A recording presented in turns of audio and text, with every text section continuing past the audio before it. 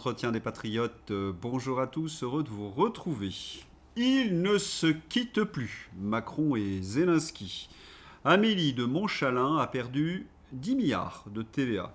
54 départements en faillite.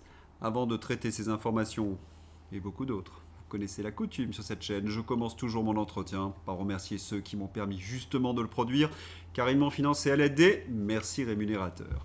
Et aujourd'hui sont à l'honneur des fidèles parmi les fidèles, Claire d'InfoLive, Ch'tini, Karl, Jean-Paul, Manu Combe, Yann Penaud, Viviane Mort et Jean-Marc. Merci à eux du fond du cœur. Et puis je tenais à vous remercier pour votre soutien inconditionnel. Oui, il faut aider la réinformation en ces temps de très graves menaces sur la liberté d'expression. J'en reparle dans cet entretien. Alors, comment faire pour aider la réinformation ? C'est simple, il suffit de lever le petit pouce, écrire de gentils messages, diffuser sur d'autres réseaux sociaux, et puis surtout, n'oubliez pas d'activer la cloche notification. Amélie de Montchalin, le show continue. Il est fou de penser qu'on pourrait avoir zéro impôt. Je ne suis pas milléiste, je ne suis pas une libertarienne comme Sarah Knafo qui veut zéro impôt ou le Rassemblement national. Le robot, programmé par McKinsey, a débité ces éléments de langage. Vous avez reconnu les connotations négatives, bébêtes, les mensonges traditionnels et la diabolisation. C'est creux comme une cruche. En même temps, c'est la technique rhétorique traditionnelle. Elle exagère la thèse adverse pour la rendre ridicule. Mais c'est tellement grotesque que le journaliste est obligé de la reprendre de voler. On avait vu les Gilets jaunes avaient demandé qu'on répartisse mieux la richesse. Donc, évidemment, mais on il dit faut pas des zéro. thèses. Non, On dit pas zéro impôt, on dit zéro impôt supplémentaire, Amélie de Montchalin. Donc, j'y reviens. On est à 47% de prélèvement obligatoire. Qu'est-ce que Elle nous prend vraiment pour des abrutis. C'est toute l'arrogance des tocards de la Macronie. Amélie de mon machin, oui, mon machin. C'est comme cela que l'on la surnomme à l'Élysée. Cela fait, paraît-il, beaucoup rire le poudré. Je disais donc, Amélie de mon machin, le relais de Georges Soros, ne vient à la télévision que pour manipuler, tromper et tenter de se défausser sur l'opposition de la faillite de son gouvernement. Mais peut-on être dupe avec 1500 milliards de dettes supplémentaires en 8 ans ? Alors Amélie, elle ne fait pas que mentir, elle fait également du chantage. En garde, c'est carrément une menace, non, de la part de la ministre. Oui, c'est un message adressé à la fois aux banques centrales, mais aussi et surtout aux socialistes. En résumé, si vous voulez que la suspension soit validée, alors il faudra voter le budget. Ce ne sera pas le plus simple à obtenir de la part du Parti socialiste. Mais c'est du comique de répétition. Cette comédie de la suspension de la réforme des retraites a, comment dirais-je, assez duré. Non mais franchement, ils n'ont pas honte d'user de cette ficelle. Tous ces députés de l'extrême centre, socialistes, écologistes, nous accablent d'impôts et de taxes et nous promettent en échange une suspension de la réforme des retraites, dont chacun sait que ce n'est qu'un leurre. C'est même Emmanuel Macron qui l'a expliqué, pour permettre justement aux socialistes de voter ce budget inique. C'est assez ignoble comme narratif. Et Amélie se permet de tirer la sonnette d'alarme. On est aux alentours de 5% du PIB, alors qu'on devrait être sous cette barre. Notre objectif reste 4,7%. Vous ne sentez pas ? Ah si, ça sent mauvais, même très mauvais.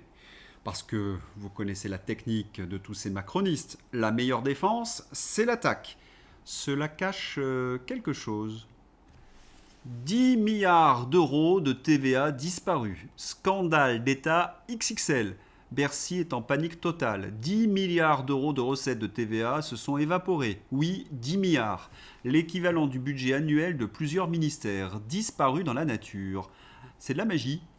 C'est en effet ce que suggèrent les articles sur l'évaporation de ces 10 milliards. Si on en croit les Échos, tout va très bien, Madame la Marquise.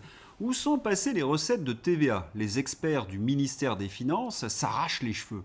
Dans leur dernière prévision du projet de loi de finances de fin de gestion, la croissance économique de la France se maintient 0,7% en 2025, la consommation des ménages reste positive, plus 0,5%, et l'inflation tourne autour de 1,1%.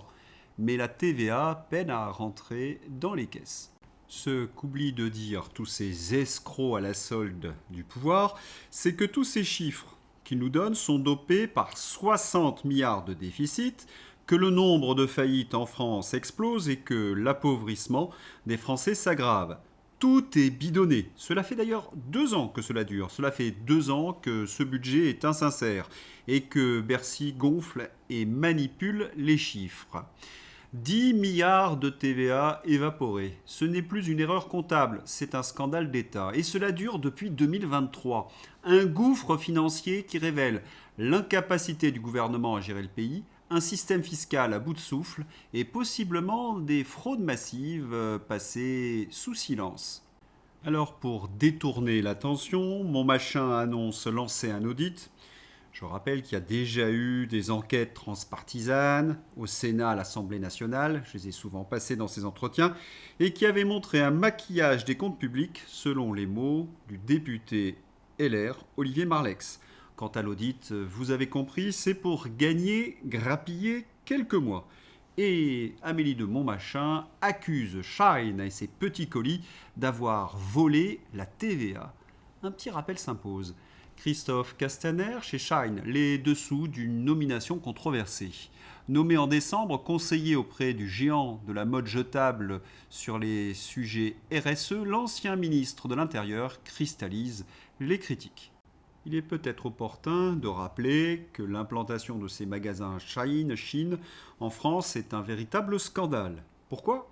Je l'avais rappelé dans un précédent entretien, ces produits ne respectent pas notre législation sociale, environnementale, et même certains de ces produits sont dangereux pour la santé. Je vous renvoie à l'enquête de Que choisir. Et qui a permis l'implantation de Chine en France ? Un macroniste, ancien ministre, Castaner, transformé pour l'occasion en lobbyiste. Alors quand Mon Machin nous fait la leçon sur Chine, elle se moque de nous une fois de plus. Enfin, il faudrait peut-être aussi rappeler à Amélie qu'elle est une disciple de Soros. Elle est donc pour l'abolition des frontières, non ? Voilà, pointer du doigt les petits colis Chine qui ne paieraient pas la TVA, c'est vraiment se moquer de nous. Et puis, peut-on croire qu'il y aurait derrière 10 milliards de TVA ? Non, un énorme mensonge de plus, un scandale d'État, devrais-je dire. Allez, les points d'économie que l'on pourrait faire. La contribution à l'Union européenne. Oui, nous sommes contributeurs nets. C'est-à-dire que nous donnons bien plus que ce qui nous revient. Ce qui nous revient, c'est essentiellement l'agriculture. Il y a très peu de fonds régionaux en France, c'est les autres qui en profitent. Je donne un exemple, il y a des pays qui gagnent de l'argent. Tous les pays de l'Est sont des bénéficiaires. Les Portugais, ils ont empoché 3,5 milliards d'euros par an. Les Polonais, 2 fois 150 milliards.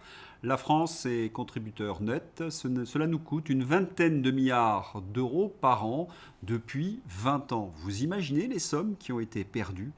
La question est à quoi cela nous sert ? Si on regarde l'immigration, la défense, la recherche, on peut se poser de vraies questions. Au lieu de fuir ce débat, j'invite mon successeur à dire la vérité aux Français. C'est une évidence. On ne peut plus continuer à être la vache à lait de l'Union européenne, alors que nous sommes proches de la faillite. On voit les côtes à cette vache. Alors, autre piste abordée par le gouvernement, taxer un peu plus les entreprises. Là encore, très mauvaise idée. Ce que je veux dire, c'est que de toute façon, c'est toujours le consommateur qui paye les taxes. N'oubliez jamais ça. Donc, quand on dit taxer les entreprises, taxer les associations ou aidez-moi une association, aidez-moi une entreprise, c'est toujours sur l'utilisateur que ça retombe. Donc moi, ce que je voudrais, c'est qu'on regarde... Et oui, parce que taxer les entreprises, c'est taxer in fine les consommateurs et donc alourdir encore un peu plus les taxes pour les Français. Autre piste pour combler leur déficit, tapez dans votre épargne. Oui, la théorie du complot devient réalité. BFM TV. Un magot de plus de 6 400 milliards d'euros. Alors que l'État croule sous la dette, l'épargne record des Français suscite les convoitises à l'heure de l'examen du budget 2026. Taxer ou voler les Français semble donc être la seule raison d'être de l'État et de ses zélés serviteurs. Super! Pourtant, une autre politique est possible, c'est de recréer des richesses. Et il n'y a pas 36 solutions, il faut réindustrialiser.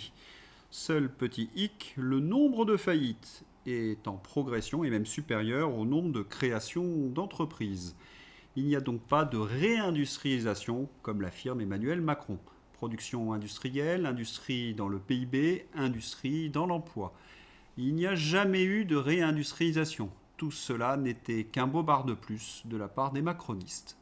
Cela n'empêche pas le Poudré d'affirmer le contraire et trouver que l'on cède aux passions tristes. Passion triste. Ne cédez pas à la morosité, ne cédez pas à quelques fatalités. On a tout dans nos mains. Tout. On est un pays fort, on est un pays qui a des talents. Le bilan de Macron est nul et c'est un devoir de le signaler. Tous les citoyens ont accès aux chiffres de l'emploi, du PIB, de la dette, du déficit, etc. C'est sur Eurostat. On a le pire déficit de la zone euro. La deuxième plus forte hausse de la dette depuis 2017, la deuxième pire évolution de la productivité, etc., etc. Tout est dans le rouge. La France ferme chaque jour des usines, mais lui enchaîne les phrases creuses d'autosatisfaction sans esquisser le moindre début de commencement d'action à mettre en place. Ce qui en somme, nous dit Florian Philippot, toute logique dans un pays qui a renoncé à sa souveraineté industrielle, commerciale, budgétaire et monétaire à cause de l'Union européenne. Et cet halluciné vante nos territoires. On est un pays qui a des talents, qui a des territoires variés, qui produit dans tous les domaines du jeu. Il faut juste qu'on continue de s'organiser comme on le doit. Nos territoires, ils sont dans un état. Le Cornu. Le Cornu au chevet des départements, dont 54 seraient en quasi-faillite. Dans le Tarn, le Premier ministre a promis de doubler le fonds d'urgence à 600 millions d'euros pour assurer le versement des... 50 départements sur 101 sont en quasi-faillite. C'est le drame. Le Cornu vient au chevet des départements, dont 54 seraient en quasi-faillite. Il a promis de doubler le fonds d'urgence à 600 millions d'euros pour assurer leur gestion. La politique d'Emmanuel Macron aura conduit à la ruine de tout et de tous. Mais que s'est-il passé, François Sauvadet? Mais je vous le disais, qu'est-ce qui suscite notre colère? C'est qu'en 3 ans, rien n'a bougé. Rien n'a changé. Et pire encore, la dépense qui nous est imposée poursuit sa course folle, vous l'avez dit tous les deux présidents de groupe. Et alors, les chiffres sont là, incontestables et incontestés. On nous a imposé, en 2 ans et demi pour être précis, 6 milliards d'euros de dépenses supplémentaires, quand dans le même temps on a perdu 8,5 milliards de recettes. On fait comment ? Et ça, c'est pas de la politique. Et oui, sous Emmanuel Macron, la situation financière des départements continue de se dégrader à vitesse grand V. Tiens, qu'est-ce qui a coûté aussi cher aux départements? Fred Le Gaulois. 54 départements seraient en quasi-faillite. Ils versent notamment le RSA et la prise en charge des mineurs non accompagnés. Sébastien Lecornu a décidé de doubler le fonds d'urgence à 600 millions d'euros pour assurer le versement des prestations imposées par l'État. Et oui, il faut bien financer la submersion migratoire via de nouvelles taxes. L'arrêt de cette immigration rapporterait à la France, vous en souvenez, 50 milliards d'euros, de sacrées économies. Et c'est dans ce contexte qu'Emmanuel Macron reçoit une fois de plus Zelensky. 2 titres du Figaro. Ukraine, face au scandale de corruption qui secoue la présidence Zelensky, les Ukrainiens demandent des comptes. Guerre en Ukraine. Emmanuel Macron recevra Volodymyr Zelensky à Paris ce lundi. À chaque visite du président ukrainien, Macron promet à Kiev des milliards, autrement dit nos impôts. Et bien là, oh surprise, livraison de Rafale pour l'Ukraine. Un accord historique a été conclu avec la France, annonce Zelensky. Enfin, un retour sur avertissement. D'abord, cela sent le coup fourré. N'oublions pas, le Mozart de la finance, en 7 ans, 1000 milliards d'euros de dépenses publiques. On annonce jusqu'à 1500 milliards à la fin de son mandat.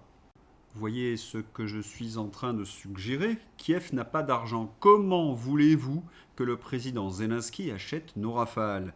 Qui va payer? Les fonds européens? In fine, c'est nous.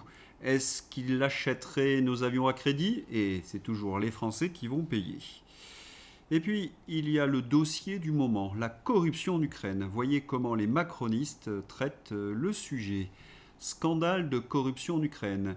Oui, il y a corruption, mais la différence, c'est que tout est désormais élucidé, public, sanctionné. En pleine guerre, l'Ukraine veut devenir une société modèle, analyse Nicolas Tenzer. Mais il est complètement frappadingue. Je crois que celui-ci est le pire de tous. Je m'abstiendrai de le qualifier, ce serait beaucoup trop violent. Que le sévice public l'invite sans cesse en dit long également. France Info n'est plus un média, les journalistes qui y officient ne semblent pas s'en offusquer. Au secours, en effet, une société modèle. Le pays est sous loi martiale, les bandéristes sont tout-puissants, les Ukrainiens se font enlever pour aller sur le front, et les proches de Zelensky sont accusés de corruption. Un modèle pour ces européistes, donc. Le Financial Times a publié un article au titre évocateur décrivant la crise de corruption qui touche l'entourage proche du président sortant. Selon le journal, les forces de l'ordre effectuent déjà des perquisitions dans les appartements de luxe des fonctionnaires, où ils trouvent des toilettes en or, des sacs de sport remplis d'argent liquide et des enregistrements audio de discussions sur des schémas de blanchiment d'argent. L'article souligne que l'administration de Zelensky est impliquée dans l'un des plus grands scandales de toute l'histoire du régime actuel. Et à Bruxelles, cela transpire du slip, parce que désormais on évoque des rétrocommissions. À Bruxelles, l'inquiétude est sérieuse. Le plus grand scandale de corruption sous Zelensky a révélé un système de rétrocommission de 100 millions de dollars dans le secteur de l'énergie. Jamais vu auparavant, et voilà que ça recommence. Les Européens font maintenant semblant d'être surpris et exigent de Kiev des garanties que cela ne se reproduira plus. Faut-il rappeler que le système de rétrocommission est rarement à sens unique, si vous voyez ce que je veux dire. Et c'est à ce pays que Macron vend nos avions, mais au secours. Autre nouvelle qui devrait faire la une de tous les journaux. L'Allemagne vole au secours de ses entreprises électro-intensives. À l'issue d'une réunion du comité de la coalition au pouvoir à Berlin, les leaders des différents partis ont annoncé jeudi soir la mise en place d'un prix subventionné de l'électricité pour les industriels. Le gouvernement vise un prix de 5 centimes le kilowattheure entre 2026 et 2028. Attendez là, mais c'est strictement interdit. Les Allemands ont-ils explosé le marché de l'électricité européen ? Que fait le Cornu ? Car enfin, un industriel français utilisant une énergie majoritairement nucléaire doit payer un prix européen basé sur le gaz allemand. Son homologue allemand reçoit une subvention pour réduire ce même coût. Double pénalité française, taxe nationale plus prix marginal européen, double avantage allemand, subvention plus flexibilité de l'État. On parle donc de dizaines de millions d'euros par site et par an de handicap compétitif, potentiel pour la France, si elle ne met pas en place un mécanisme équivalent. Comment accepter que le pays du nucléaire garantisse un prix moins compétitif que le pays du lignite ? Et vous savez, le prix de l'énergie explique en partie l'augmentation des faillites de nos entreprises. Amblard, Rassemblement national. Un constat qui saute aux yeux de tous ceux prêts à les ouvrir, le prix que paient les Français pour leur électricité n'est plus en phase avec le coût réel de sa production. Et pourtant, grâce à une vision et un courage d'après-guerre de qualité qui semble avoir déserté nos gouvernements de plus en plus éphémères, la France s'est dotée d'un parc nucléaire et hydraulique capable de fournir près de 90% de notre mix avec une électricité compétitive et décarbonée parmi la meilleure au monde. Alors où est l'arnaque ? D'une part, dans la fourniture, dans le coût de la fourniture. Au lieu de faire de ce parc un atout stratégique, des décisions idéologiques ont enfermé la France dans un marché européen de l'électricité dont l'absurdité n'a cessé de tirer ses coûts vers le haut depuis sa création. Quand le coût de production du nucléaire se situe entre 50 et 60 euros par mégawattheure, les prix à terme y demeurent bien au-dessus et sont très volatiles. J'en veux pour preuve la douloureuse crise de 2021-2022 avec des prix à terme atteignant 200, 300, 400 voire 500 euros par mégawattheure. D'autre part, dans le soutien aux énergies intermittentes et les taxes, depuis l'an dernier, cette part est devenue la première composante de la facture d'électricité devant la fourniture ou l'acheminement. Outre une TVA abusivement élevée pour ce qui est pour autant caractérisé dans le Code de l'énergie comme un produit de première nécessité, 10 à 12% de la facture finale proviennent de l'accise sur l'électricité qui finance la perfusion continue des énergies intermittentes à coût de milliards d'euros. Mises bout à bout, toutes ces gabegies font que les Français paient aujourd'hui en moyenne leur électricité 5 fois plus cher que le coût de production du nucléaire. Et le résultat est doublement catastrophique, une perte de compétitivité pour nos entreprises et une pression insupportable sur le pouvoir d'achat des ménages.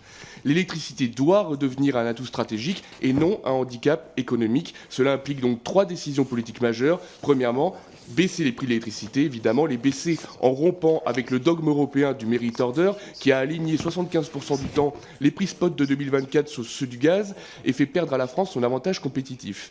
Les baisser en rétablissant une tarification nationale régulée, fondée pour l'essentiel sur le coût de production de notre mix nucléaire et hydraulique amorti, et les baisser en réduisant immédiatement la TVA sur l'électricité, mesure du programme de Marine Le Pen, et je suis bien content que vous la réappropriez.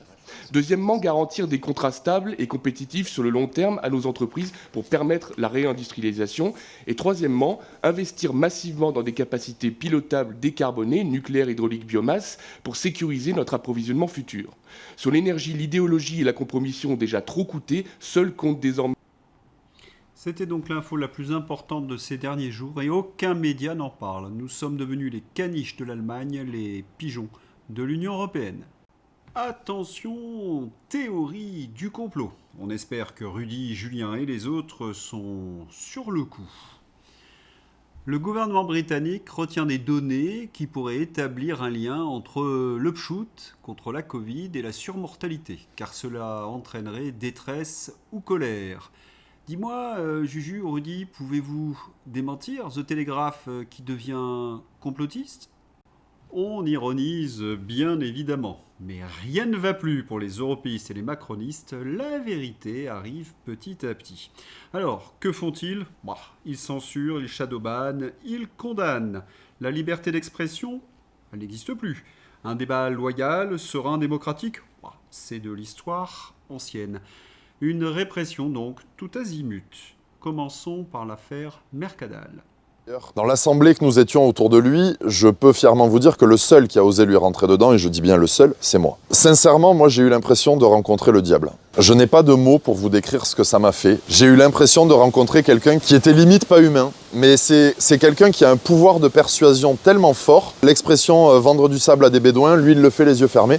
Vraiment, sur ça... Ce témoignage va faire un carton sur les réseaux sociaux et notamment sur YouTube, mais très rapidement, elle est shadowbannée. Oui, la vidéo est shadowbannée. C'est la France de Macron, quoi.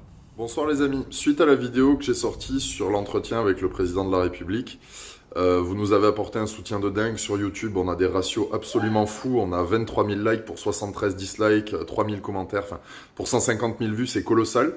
Et vous nous avez soutenus dans les boosts YouTube au point qu'on est premier de France et de loin. Eh bien, vous pouvez aller voir par vous-même. On est premier de France, mais on n'est pas dans les classements de YouTube. Et on est complètement shadowban, c'est-à-dire que notre vidéo n'est proposée à personne. C'est quand même tout un concept. Voilà, je vous fais cette vidéo. Le niveau de censure orwellienne est juste dingue, nous dit Alexis Poulain. Il serait difficile de dénombrer toutes ces mésaventures, entre guillemets, qui sont arrivées à tous ceux qui essaient de vous réinformer. Petite pensée pour Victor Sinclair, le bon tweet français de Toxin et également Nicolas Vidal. 146 000 abonnés sur YouTube et des posts qui plafonnent entre 100 et 200 vues. Un post devrait apparaître automatiquement dans le flux d'un pourcentage fixe des abonnés. Là, eh bien, il est distribué comme si j'en avais 2000, pas 146 000. Pas besoin d'interdire, il suffit de vous rendre invisible. Merci. L'ennui, c'est qu'il y a des dossiers qui sont constitués, qui sont actualisés, on a des fiches, des preuves, des témoignages, et cela peut aller très loin. Traînons les censeurs en justice. Mon intervention lors d'un événement ECR sur les droits des créateurs à l'ère du DSA au Parlement européen. Des médias ont déjà perdu de l'argent, cela va donc se traduire mécaniquement devant les tribunaux. Autre type de censure, la vérité scientifique. Justice. CNews condamné pour la première fois pour désinformation climatique à une amende de 20 000 €. Un débat sur le climat est-il désormais interdit ? Serions-nous dans une théocratie climatique qui lance la répression de l'Inquisition dès qu'un hérétique ose s'exprimer ? Pourtant, la liberté d'expression est justement le droit d'exprimer des idées, même dérangeantes. Ah, la vérité scientifique. À l'époque où nous vivions encore en démocratie, on apprenait dans les universités que la vérité scientifique se nourrissait de contradictions, de confrontations, bref, de débats. Sinon, on revenait à l'ère des dogmes. On y est. Emmanuel Macron et Boualem Sansal. Alerte, la fille de Boualem Sansal confirme. Macron et Lecornu n'ont rien fait pour libérer son père. Le gouvernement n'a rien fait pour sa libération. J'ai fait une lettre avec ma sœur à Macron, toujours sans réponse. Ils sont vraiment écœurants. Retour à la page internationale avec le bulletin 264 de Xavier. Mensonges, défaites et corruption. L'IFRI en panique. C'est le moment bancaire. Et puis n'oubliez pas les fameuses cartes légendaires de Xavier sur le front terrestre. Le lien est bien évidemment dans ma description. Xavier a failli être censuré. Explication. Malgré les menaces des Internet Warriors sur les réseaux sociaux, malgré les menaces du député européen Nathalie Loiseau, eh bien, la dédicace à la librairie Le Gauss vient de se terminer. Pendant plus de 2h30, j'ai rencontré des dizaines et des dizaines de personnes qui étaient venues parler de la Russie, discuter de mes livres. Je remercie beaucoup les organisateurs et une fois de plus, ça montre qu'il n'y a absolument aucune raison d'avoir peur de ces gens-là. On les aura et on est déjà en train de les avoir. Merci encore, merci à tous. Merci à Xavier. Le baron fou. Pourquoi, selon Benoît Bihan, les Ukrainiens s'accrochent-ils à des villes qui semblent perdues malgré les risques d'encerclement et le manque d'infanterie? Qu'en pense Sylvain Ferreira? Un samedi ordinaire dans un monde parallèle. Bihan continue de servir de caution intellectuelle au plateau de gens bizarres, de LCI, les tontons Michel, Poédi Girnov, etc. Il faudrait quand même que quelqu'un lui dise que Pokrovsk est totalement aux mains des Russes depuis à minima le 11 novembre et que Kupiansk également depuis le 12. On attend impatiemment son évolution de la situation entre Orestopil, tombé aujourd'hui, et Gouliapol. Les Russes sont à 7 km des faubourgs. LCI encore avec Didier Maisto. Ukraine, Timur Mindic, ce proche de Zelensky à l'origine d'un scandale de corruption inédit. La seule chose qui soit inédite, c'est que vous en parliez. En même temps, c'est devenu tellement important et visible qu'il devient difficile de nous présenter ces mafieux comme des paragons de vertu. Remarquez que Tonzer essaie quand même, amoureux de la justice et de la démocratie, ce que vous faites depuis 3 ans. On en parle. Malgré l'obstination de Macron, Zelensky serait lâché. Double coup. Les parrains occidentaux et les anciens protecteurs se sont unis pour lâcher Zelensky. Zelensky est sans défense et il n'a pas beaucoup d'alliés à part le poudré.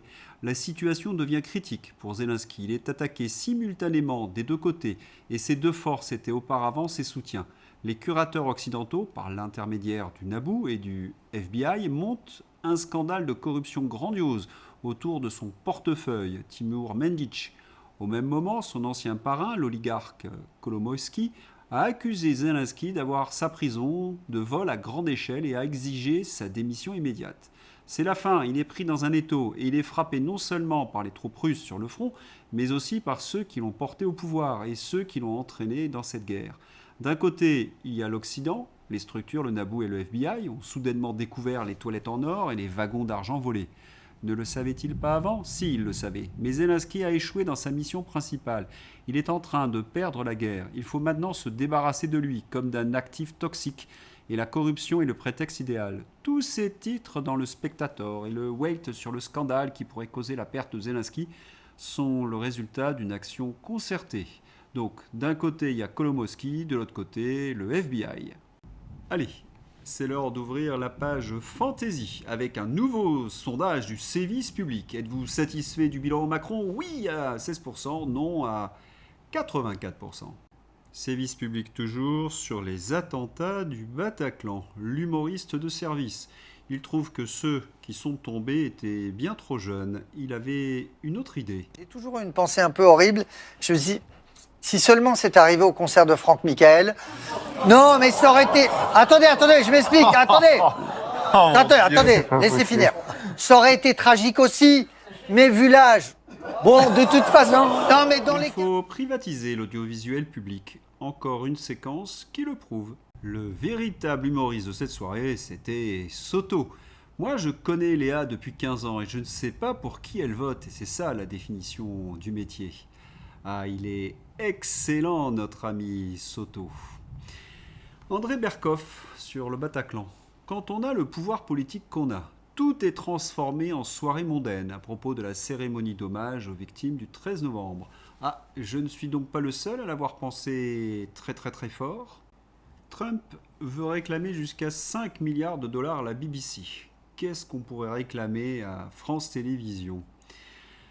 Anne Hidalgo, c'est la classe, oui, mais c'est la classe business. Elle bénéficie d'un système dérogatoire et contourne le contrôle du Conseil de Paris pour voyager en classe business. Depuis le début de l'année 2020, 79 voyages pour un coût de près de 220 000 euros.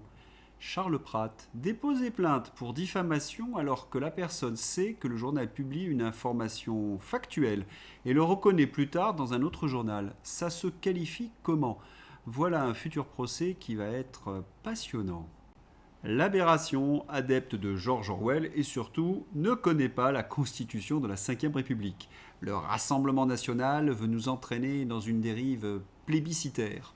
C'est affreux, le Rassemblement national veut demander son avis au peuple. Ah oui, quelle horrible chose que la démocratie et le référendum. Dans la série, les rats quittent le navire. Manuel Valls.